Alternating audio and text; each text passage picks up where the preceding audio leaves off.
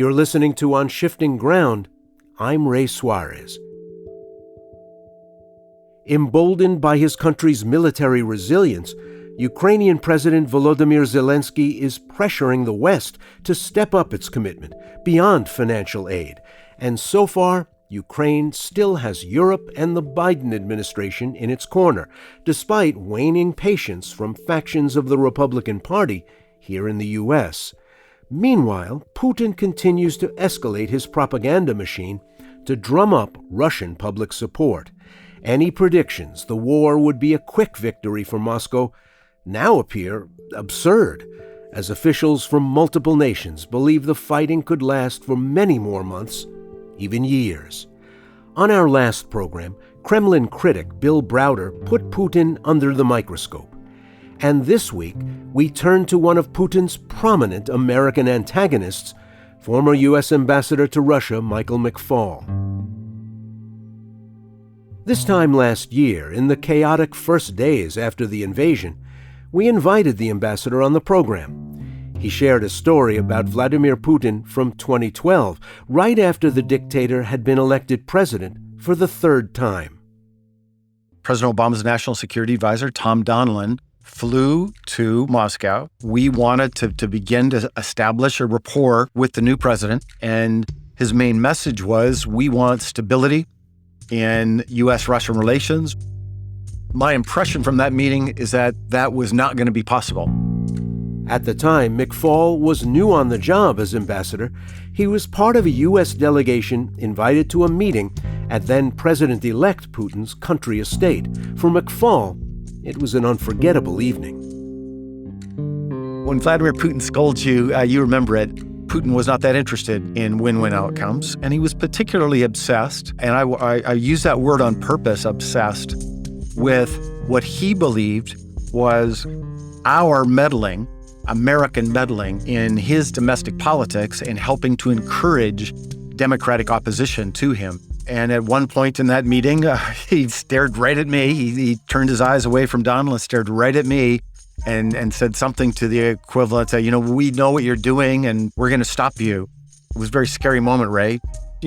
Tragically, is kind of moment that we've been living with, we being the United States and I would say the democratic world, in dealing with Putin ever since. On February 22nd, Ambassador McFaul held an event at the Freeman Spogli Institute for International Affairs at Stanford University to speak about the complex geopolitics currently at play. I speak a lot here in the United States and at speeches. I think I gave 100 speeches on Ukraine last year. Every time I speak at a public event, I get a question, why should Americans care? McFaul acknowledges, a year into the war, there's a danger of waning support from the U.S. and other European allies, but he says letting Russia have its way in Ukraine would be a disaster, not only for Ukrainians, but for the entire world. Think about what would happen. First, a dictatorship would have destroyed a democracy and created a forward operating base for threatening the rest of Europe.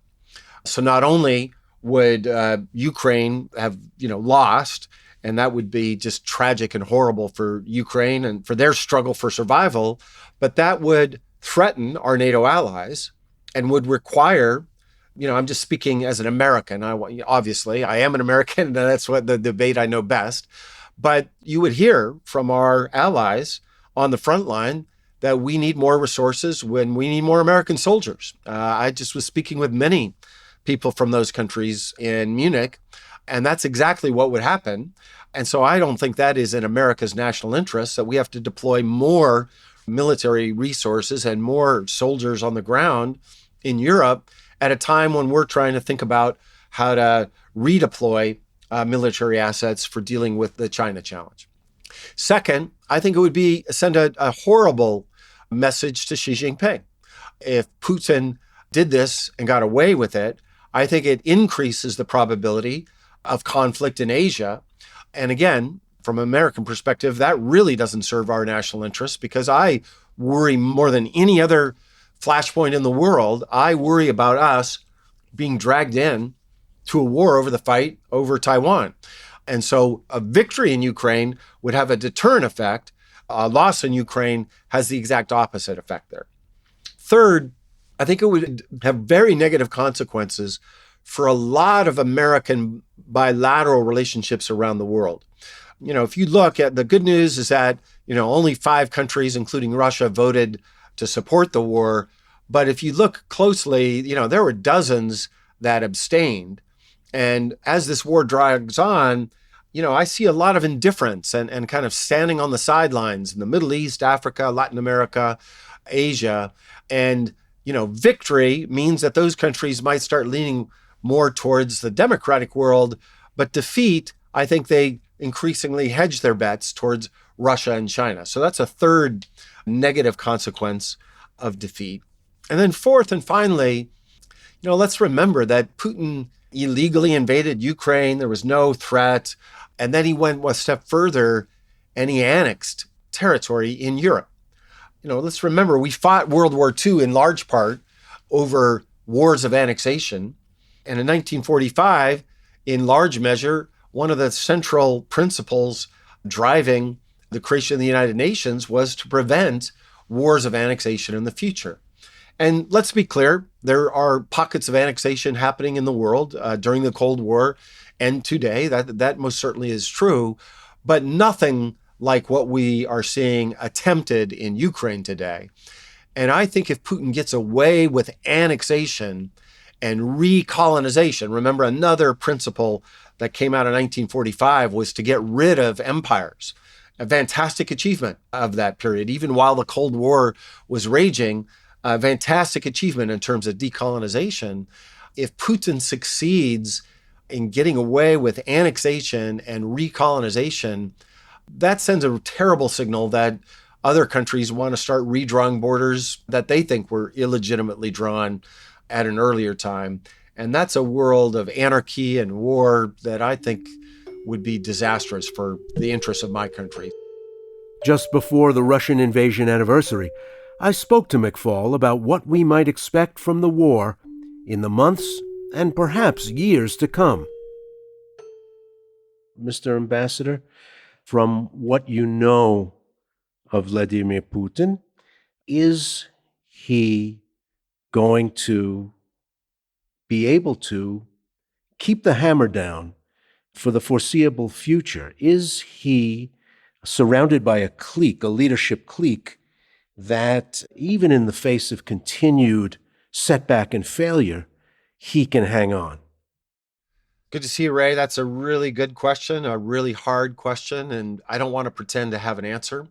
I'm a political scientist, and we're not very good at predicting the future. I also worked 5 years in the U.S. government with the highest security clearances you can have, and I can say the CIA is not very good at it either. But with that caveat, let me try to give you some impressions. Number one, there most certainly churn in Russian elite society, Russian economic society, and I would say more broadly speaking, in reaction to this war. The war is not going well. People understand that. There's anxiety, even in opinion polls that you need to read very carefully because there's, non-respondent rates sometimes are as high as 80%. So think about that. 80% are choosing to say, I'm not interested in talking to you, Mr. or Miss Pollster, because, I think you're the government. So that means that people more sympathetic to Putin are more likely to respond. And even in those polls, you see increased anxiety about the war. So in society, there's anxiety. And when he called for mobilization last September, more Russian men left the country than signed up for the war, right? So that's an indicator that things are not going well and there's not support.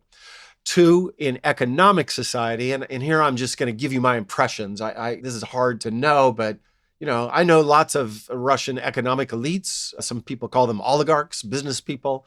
I don't know of anybody that thinks this war was a good idea for their economic interests. And that's because sanctions have been effective. And when people say they're not effective, they're definitely not talking to people that I know who are on the sanctions list and want to get off. They wouldn't put so much energy into trying to get around sanctions if they weren't being effective. And then at the highest levels, among his elites, people inside his society, these, in his government, these are people I used to know and talk to. I don't now because I'm on the Russia sanctioned list. But you see it spilling out. You see it spilling out with his propagandists on television. Again, these are people I know well. When they're critical of the way the war is going, that's an indicator. And most recently, the open now fight between the conventional Russian armed forces and their leaders and Yevgeny Prigozhin. He's the head of this Wagner group, this private military organization that is fighting in Ukraine today. They fight all over the world, right? They're deployed all over the world, but now they're in Ukraine when he is now saying the Russian armed forces leadership is committing treason, as he's now said or intimated. That shows that there's tension, right? That all said, I do not believe that that means a coup d'etat or a social revolution against Putin is just around the corner. I think his regime is a very sophisticated autocratic regime. He has arrested his chief challenger, Alexei Navalny. So he's the one guy that Putin fears the most, and that's why he's in jail. He has scared away other critics, right? So independent media, opposition leaders, tens of thousands of critics of the war have left Russia. And therefore, I don't predict collapse at any time soon, but I do see real damage to that regime. And I don't think it's going to recover overnight. I think it'll linger for a long, long time. Just to follow up, it's interesting that for the first several months of the war, a lot of outside commentators, and many of them people with intimate knowledge of day-to-day life in Russia, made a distinction between those people close to the centers of power and, the average mujik on the street. They said, oh, those people, they don't need to be punished. They don't understand. They're not part of this. But I wonder now that we're almost a year in, and a lot of people express maybe not support for the war, but support for Russia, a feeling that, well, if Russia's threatened, then we have to keep on doing what we're doing. That rank and file Russians are complicit, are part of the effort that keeps this thing going in a way that maybe we wouldn't have said last March. Yeah, that's a great observation. And let me say two things about it. First, my guesstimates of a sentiment, and then what should be done about it. So these are very hard things to measure because it's impossible to do real polling in autocracies in general, and most certainly in Putin's regime. But I think there's kind of three segments of society in Russia. There's the hardcore supporters of Putin that support him no matter what and love the war from the beginning, right? That's like 25% on one side.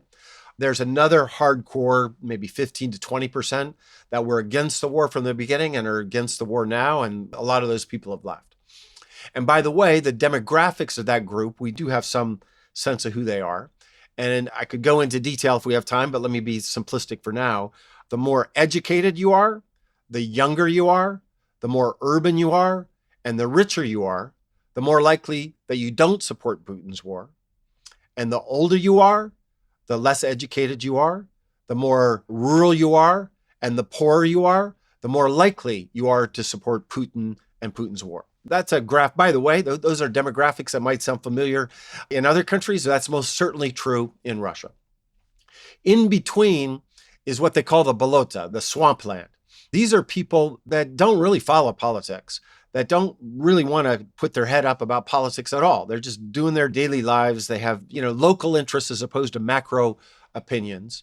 And so they support Putin because he's the president. And it's not like they support the war. They don't really think about it. And they were with him when he went in with his special military operation. But I would say that's a very shallow support, right? They're not enthusiastic about the war.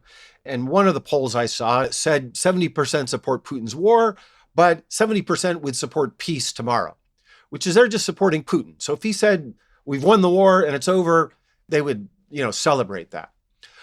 But one other thing that you rightly pointed out that is changing over time that we need to watch. Over the last year, Putin is not just portraying this as a special military operation to protect our brothers and sisters in Donbass. That was the beginning. And that's still part of his message. But if you listen to him and you listen to his propaganda channels, this is really described as a war against us. It's a war against NATO. It's a war against the United States. They're trying to attack us. They're trying to crush us. weaken us, destroy us, like the Nazis did before, right? It's an echo to the threat from the West. And you're right, Ray, that kind of messaging is changing the way Russians are perceiving this, and in part because, we are involved in this war, right? We're providing weapons and assistance. And that for, I think gives him a more sustainable argument to keep support. But now you asked the second question, what should be done about those kinds of people? And I would say, somebody's very involved in sanctions. A year ago, most countries, and most certainly our group providing ideas for new sanctions, always focused on targeted sanctions, trying to separate out the regime from society. I no longer believe that personally. I think if you are in Russia and paying taxes, whether you're a foreign company or a Russian citizen, you are supporting this war effort. Your money is financing Putin's killing machine in Ukraine.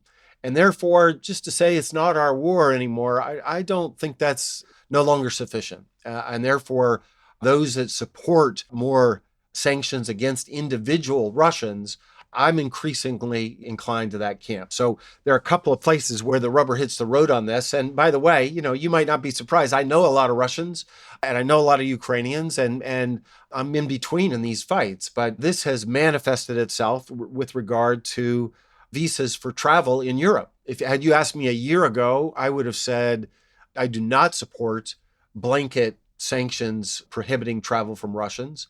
Today, I'm more sympathetic to those governments that want to do that. And when I say sympathetic, they get to decide who comes to their country. It's not for me to tell them what to do. Whereas a year ago, I might have been more critical. My personal favorite for this, Ray, is to charge those traveling to democratic countries to add a fee that money, 20 euros or so, could then go to a Ukrainian reconstruction fund so that they understand that by traveling to Spain or Italy and going to the place that allegedly is the enemy of their country, that they are prepared to support Ukrainian reconstruction. But so far, that's just my idea. No country has adopted that yet. I want to ask about Ukraine. The German tanks are on their way with now trained new Ukrainian crews. The restrictions on Leopards moving from other countries to Ukraine have been lifted. The United States has upped its promises of help on the way. Can the Ukrainians hang on at this point? From what you've seen, is there both politically and militarily the resilience to stick with this if this kind of NATO support continues? So I'd say three things. Let me start from the very beginning. I am incredibly impressed with what President Biden, other NATO leaders, and I would say the democratic world more generally has done to support Ukraine, first and foremost with military assistance, but also economic assistance, and for European countries in particular, what they've provided for your Ukrainian refugees. It's just been fantastic. And, I remember in the beginning stages of this war that to say that it was inevitable that all this would happen would have been incorrect. So I want to applaud what has happened first. I'm amazed at what the Ukrainian army has achieved. Nobody predicted this outcome a year ago. Nobody predicted that they would repel the Russians around Kiev and then launch those two successful counteroffensives, first around Kharkiv and then liberating Kherson. Fantastic achievements. And the first of those victories, by the way, happened even before our military assistance got to those Ukrainian soldiers. So that's fantastic. But we're a year into this war and the war still is ongoing. And that's just a fact. And Putin believes that if he can just hold on for another year, we will lose interest and time is on his side. And then he'll eventually be able to push the Ukrainians out of the 4 regions that he annexed on paper because we will fade in our support. And I worry about that. I applaud, as I just did, all the support that came, but I think we should be doing more, despite all those decisions that you just described with respect to the Leopards and other weapon systems. I think we should be doing more. On the military side, the sanctions side, and on the economic side, we should be doing more to not just help the Ukrainians hang on, but to help the Ukrainians achieve victory on the battlefield, and in particular, the counteroffensive that they are hoping to launch to divide the Russian armed forces in the north and the south. And they believe, I just was with many Ukrainian officials in Munich, they believe that this is a pivotal year and a pivotal set of months that they want to achieve breakthrough, not just to hold the line, because they worry that if they're just holding the line for another year, two disastrous things will happen. One, a lot of Ukrainians will die. I think an unreported part of this war so far, and that's because the Ukrainians want it underreported, is the casualties that they're taking, the challenges that they're taking in recruiting new soldiers to join the fight. And so the longer it goes on, the more soldiers they lose, and they're worried about being able to replace them with new fighters. It's just not on the Russian side, it's on their side. And two, they worry privately when talking to me that if they don't achieve breakthroughs, that the West will lose interest in supporting them. And I think they're right about that. You see public opinion in America, support for Ukraine went up when they achieved those breakthroughs in the fall, and then it began to fade as they got back into this kind of standoff fight. And therefore, they think that they need a breakthrough in 2023 because they worry that'll be harder and harder to keep that support. And I would add one other piece to that story that they understand very clearly, that the closer we get to presidential elections here in my country, in the United States, the more the war will be politicized. I don't know if you saw it, but I saw Mr. Trump's statement about the war, where he went out of his way to talk, and I can't remember, warmongers and imperialists or something like that. I don't want to put words in his mouth. But if you're a Ukrainian soldier or President Zelensky hearing what Mr. Trump just said, I think you're worried about support in the future, especially during the campaign, if he's a candidate, and most certainly B, if he were to be reelected as president. Ambassador McFaul, thanks a lot for your time. Good to talk to you. Sure. Good to see you, Ray.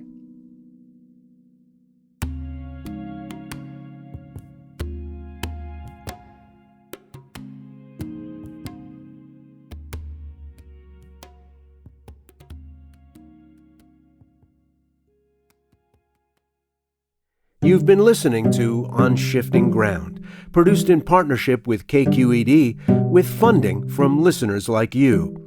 Today's episode was produced by Elise Manukian and Andrew Stelzer. It was mixed and mastered by Matteo Schimpf. Additional production and engineering were provided by Rob Spate. KQED's Jim Bennett is our technical supervisor. Jared Sport is our executive producer. Philip Yun is CEO of World Affairs. Our music is from Blue Dot Sessions. I'm Ray Suarez. Thanks for listening.